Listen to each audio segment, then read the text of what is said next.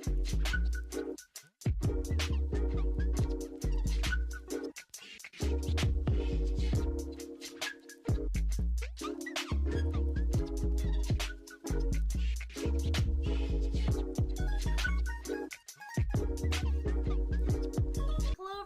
name is Evie and welcome back to my channel. Kids learn so fast, they're like sponges to new information. They can easily pick up on a new language, a skill, or learn to play a new musical instrument. For example, if a family immigrates to a new country, the young kids will probably pick up on the language very quickly and are able to speak fluently without an accent.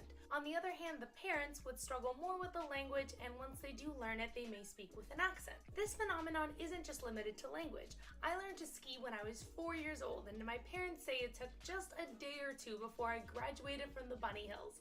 On the other hand, I learned to snowboard when I was 13 years old, and it took several bruised tailbones before I was able to comfortably carve down the slopes.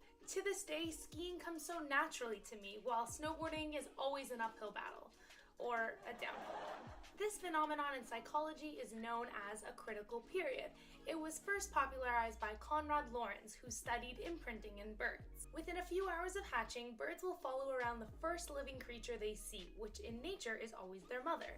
They imprint on her and imitate her behavior, which helps them learn how to be birds themselves. Lorenz famously raised baby geese from the day they hatched, and they imprinted on him and followed him around like a parent.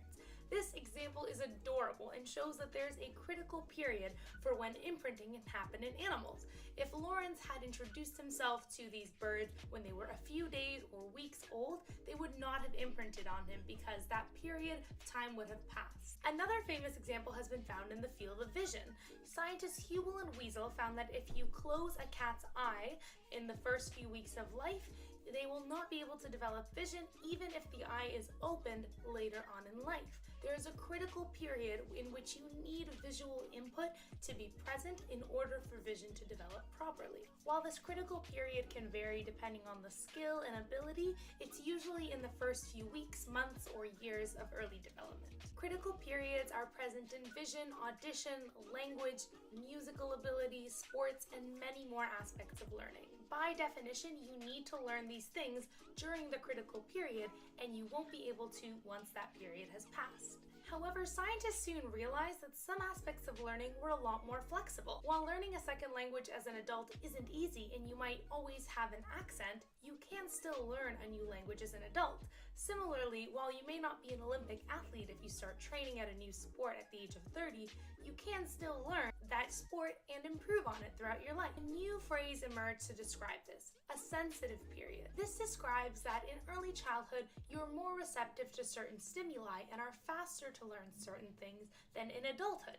However, there is flexibility and you can still learn new skills even as an adult. While some learning does have a rigid critical period, like imprinting in birds or vision development in cats, a lot of skills, especially in us humans, are more flexible and are better described using the term sensitive period. So don't get discouraged. You can pick up a guitar and learn it any day. That's it for today's video. Hope you enjoyed this little tidbit of information.